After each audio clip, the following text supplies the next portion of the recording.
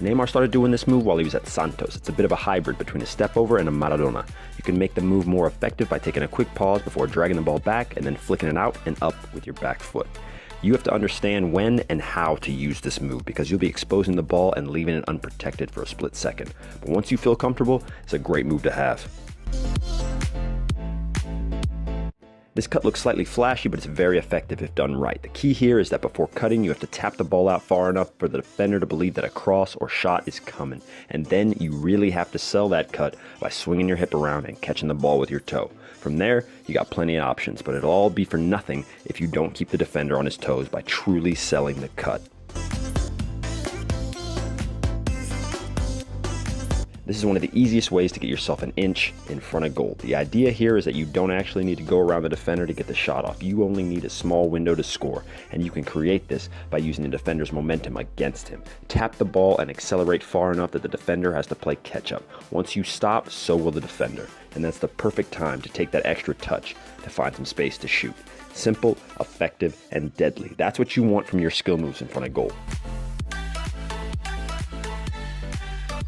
This is a move perfect for when you're stuck in a corner. You may be holding the ball up or shielding the defender. The key here is to be quick with your turn. If you can get a little push off, that'll make it even easier. Try to make the move one fluid motion. The reason for this is that you're going to really need to accelerate in order to lose the defender. It's another move where you're completely exposing the ball, so be sure to do these over and over again. That way they're automatic in the game. We're going to start with a basic edition of this move and go from there. You may think that the drag and the step over are what make this legit, but it's actually the body feint that makes it a quality move. Notice that when I start, I'm nearly facing the complete opposite way. This is virtually the best way for me to not give away what I'm trying to do. Modifying this move is simple, and if you end up using it a lot, you're going to need to know how to do that. So you can throw in multiple step overs, or even if you're more daring, you can attach the Rabona cut to the end of it and maybe cut inside. Regardless, just remember that the move is made in the beginning by swinging your hips quickly. Guys, we haven't talked about the snake in over a year, but it is and will remain one of the most OG moves of all time. We're not going to go in depth, but just know that you want to swing your leg and hips out enough to get the defender headed away from you. Lower your shoulder and snap your foot and ankle back. Don't expect much out of the elastico if you keep your body straight up. It becomes effective only when the defender reacts to your movement. You may remember this one from Ronaldo's Man U days. He managed to get Ashley Cole to sit down while doing this exact move. What's most important here is showing your intent to take off to the middle of the field. You take a touch inside and then begin to accelerate by stepping over the ball, only to stop and explode the other way. It's not too much of a risk at all. If the defender bites, you'll have plenty of space to head down the field.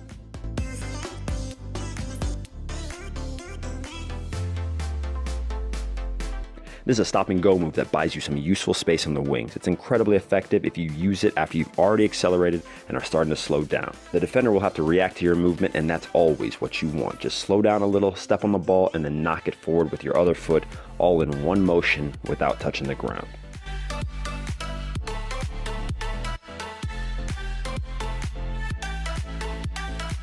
Now to one of our more slightly complicated moves. Ronaldinho, Neymar, and JJ Okocha are the types of players that enjoy this stuff, and it's not as difficult as it looks. The toughest part about this move is knowing when to use it. Most of the time, you'll see it pulled off when the defender gets too excited and comes flying in.